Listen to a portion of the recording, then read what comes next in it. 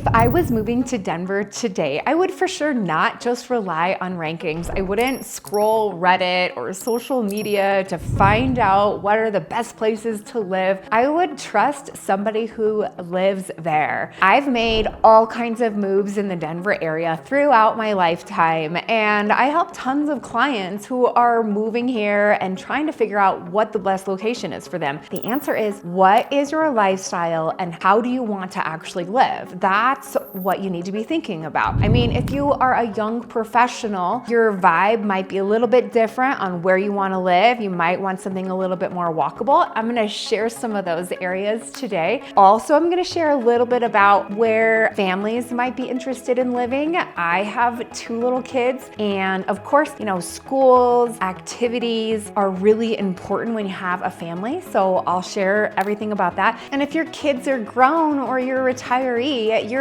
definitely looking for a different kind of more relaxed, leisurely lifestyle. So I'm going to share with you the areas that I think are amazing for all of those kinds of lifestyles. And I'm going to share a little bit about my personal story and where I live and why I choose this beautiful state. I'm Heather. I am a realtor and a relocation specialist in the Denver metro area. I live in Littleton. Littleton is in the southwest quadrant. What I love about Littleton is it has really quick mountain access. It doesn't have some of the things that the other areas I'm going to talk about do. It's not a master planned community. So when you drive through Littleton, there will be areas that look different than others. The fences can be mismatched and some of the shops are older and some of them are new. But it's such an amazing community because it has rec centers throughout all of the city. The ones that are closest to my house are the Ridge and Lily Gulch. So the Ridge is really cool. It's a big ice arena. It has a super cool water park, indoor and an outdoor pool. And I think they just put in pickleball courts, basketball courts, a whole workout center, classes and everything. Lily Gulch has a really great pool as well. Huge gymnastics area for kids. Littleton community specifically feels more like a suburb. And yet I still can hop on Santa Fe and be downtown in maybe 20 minutes depending on traffic, maybe more like 45 in rush hour traffic. I've lived in a couple different areas in Littleton specifically, and the one that I'm in right now is very unique because the homes were built in the 2000s, and it's different than many of the other homes that were built in Littleton all throughout like the 60s. Maybe there's a lot more of them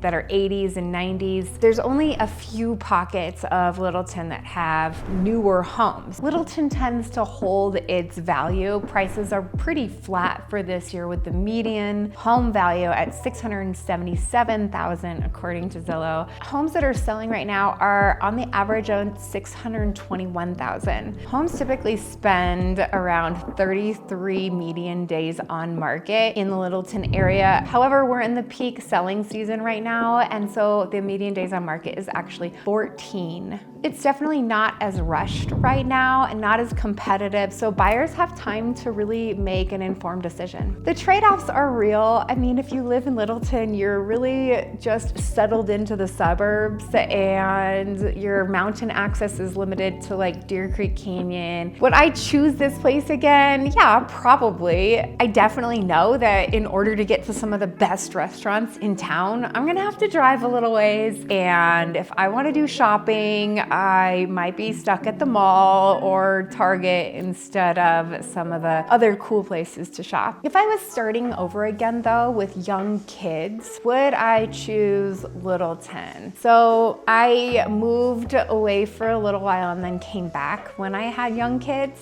and we did choose Littleton. But what's interesting is I might not do that again. We ended up moving to Highlands Ranch instead. And so let me tell you a little bit more about why I think Highlands Ranch is literally the best place for families in all of the Denver metro region. Okay, so not only is Highlands Ranch actually part of the metro, Highlands Ranch has direct access through Broadway, C470 to downtown. There's a lot of really huge businesses like Charles Schwab and Lockheed Martin that are all incredibly incredibly close to Highlands Ranch, and so this is a really good place for people to move if they have some work from home, or maybe they want to have a lower commute to these areas. What's so great about Highlands Ranch is that it is a master planned community, and everything was thought through, from schools to trails throughout the neighborhoods. And I'm just talking about small bike paths, over 20 miles of mountain biking, hiking trails that are accessed directly through Highlands Ranch. The buildings are bigger, they're newer. The parking lots make sense. The schools are highly rated. My kids go to a charter school in Highlands Ranch, and we really love it. If you have small children, your kids will absolutely love the rec centers. There are 4 of them.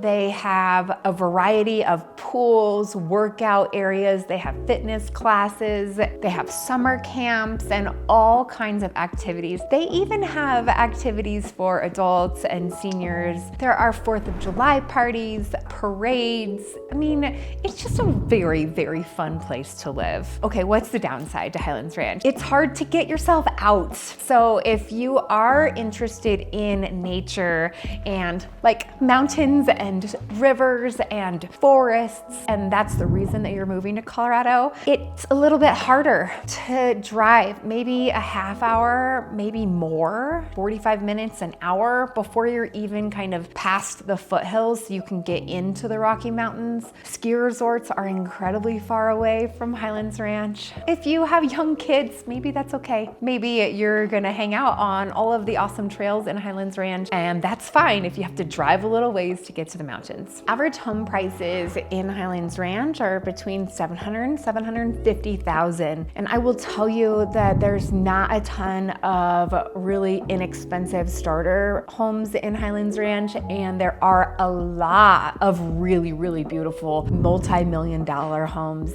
So sometimes if you are looking for more of like the entry level, it can be a harder area to get into. These homes typically sell between 7 and 12 days. Highlands Ranch is a very, very big draw for people, and it's faster in that area. And also the homes are a little bit newer, and so they need a little less work than other areas. Another place I think it's fantastic for families to move to is Castle Rock. Castle Rock is a little bit further away from the city, and you can only access it on I-25, which they're expanding that highway right now to make it a little bit easier to get in and out, but it definitely is a little bit of a trek. What's interesting about Castle Rock is it's kind of merging right now with Castle Pines and Highlands Ranch, and you can get there the back way also through Sedalia. But Castle Rock is really and truly like its own city. It's getting huge, and what's really fun about it for kids is it has so many different really cool parks. The Mac is one of my favorite. Ridgeline trails are over there, really fun place to hike. It doesn't have the feel of being in the mountains, but there are so many rolling hills, and I will tell you the views from Castle Rock are spectacular. The other cool thing about Castle Rock is that the prices are a little bit more affordable because it's more remote. The average home price in Castle Rock is closer to $650,000, and the median is right around $650,000 as well, mostly because they're able to build so many more homes because there's a lot of land surrounding Castle Rock. The other cool thing about Castle Rock is it's really, really new. So even in comparison to Highlands Ranch, like I was just mentioning, there are homes that are being built literally today. And so the area feels modern, it feels hip, the downtown is expanding. There are some really, really great restaurants that you can go to. Trade-off to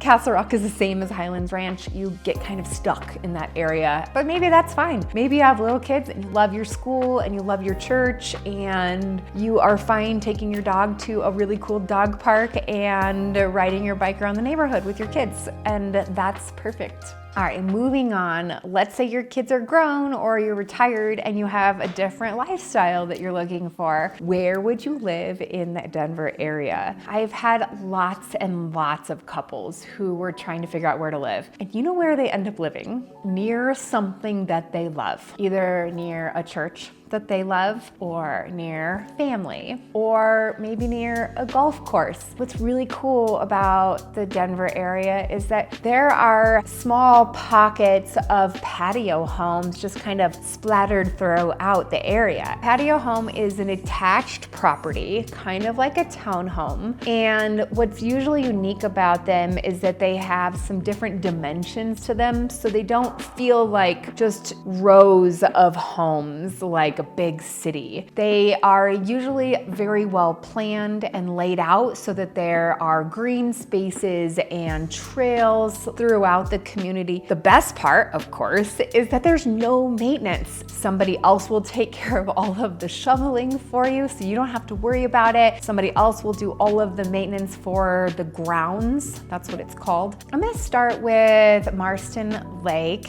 and Grant Ranch area. So technically this is Denver address, but it's right in the middle of kind of Lakewood and Littleton border. And the reason I think it's really awesome is, first of all, the location is just second to none. You can get to Golden in 15 minutes, downtown really fast. The light rail is close by, so you don't even have to worry about parking. But also, it's a really quiet, amazing community. If you can take a walk around the lake, you have private access to the lake with, of course, the rest of the Grant Ranch community. You can actually kayak and paddleboard and open water swim on the lake. There's also a couple of different amazing golf courses right nearby, so I don't know, 5-minute drive. There is a gym that has all kinds of senior activities nearby. I actually teach yoga at that gym, and a lot of my friends live in this community that I'm talking about.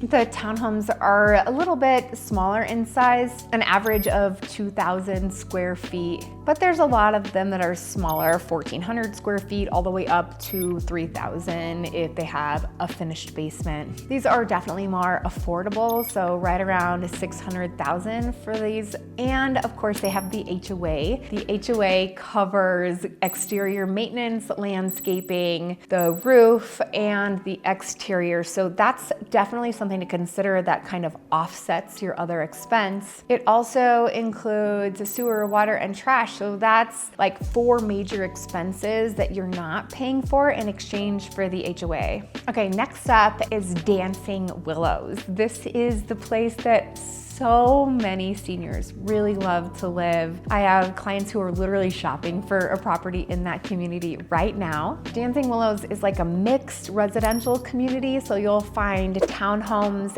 and condos, and also these single family patio homes built from 2007 to 2014. So they feel quite a bit newer. They also have a fantastic location because they're right off Bowles and 470. And from there, you're 20 minutes to Golden, which gives you direct access up to the ski resorts if you want to just pop up there and enjoy some time. It also is really close to Morrison, a little bit further away, I would say, from the city, but the community itself is absolutely beautiful. I mean, rolling hills, green grass, lots of patios for people to sit out and just wave to their neighbor. And the townhomes definitely range anywhere from 2,000 to closer to 4,000 square feet. The median and average prices, I think, are a little bit deceiving because there's so many condos in that community. So those are more in the 400s. But when you look at the actual patio homes,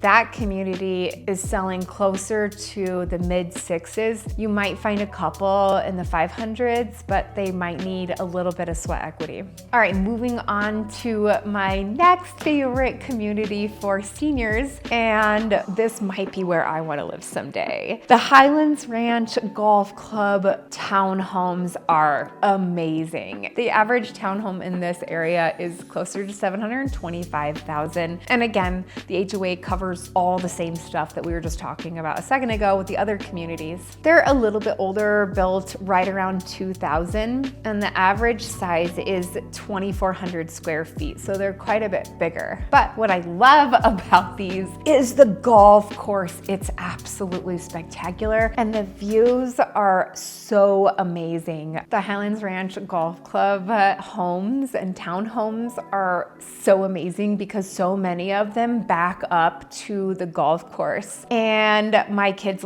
love to ride bikes through this neighborhood because the homes are very unique, honestly. They're different in all the different places. One of the downsides might be that they might need some updating for sure. The other downside is that the golf club is the University of Denver Golf Club, and it is like crazy expensive to be a part of. I mean, I think it might be like just $5,000 just to buy in to the area. So you really have to be into golf if you want to live in that area and actually take advantage of everything. And I think the hard part is really setting up a search for what you're looking for. Specifically on that search, we want to look for a primary bedroom on the main floor and also laundry on the main floor. There's a lot of other things we need to do when we set up your search. And to be honest, what you really need to do is sit down and have a good conversation with a good realtor. I mean, I'd be happy to talk to you because I want to find out everything about why you're moving to the area so that I can make the what you buy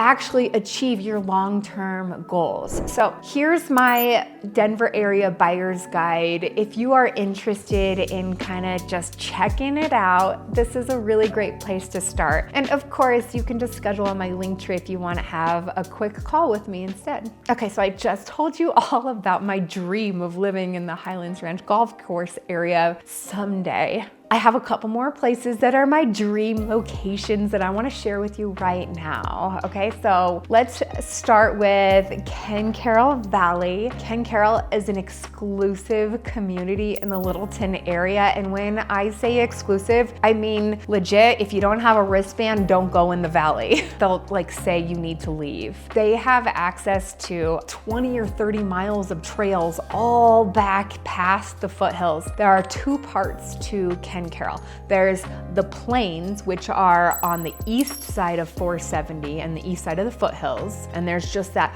little pocket. And there's also the valley. And that's what I'm gonna show you right now because there are incredible mansions, multi-million-dollar homes. There is an elementary school, stables, a pool, everything you need back in this community. The home prices, of course, in the area are incredibly expensive. We're talking anywhere from the low of $600,000. Luxury homes in the Ken Carroll Valley range from $1.6 million, way higher, upwards of $4 million. And some of them have incredible estates, properties surrounding them, and it's a really amazing place to dream about living. My next dream area to live is in the Deer Creek Valley, and you can just see why. I mean, look at all the red rock around. Look at the amazing views that you have. It's totally secluded in there, and the properties are just spectacular.